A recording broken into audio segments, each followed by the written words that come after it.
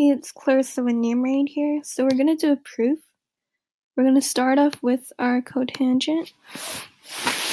So d over dx, cotangent of x. Another way to write this is d over dx of cosine over sine.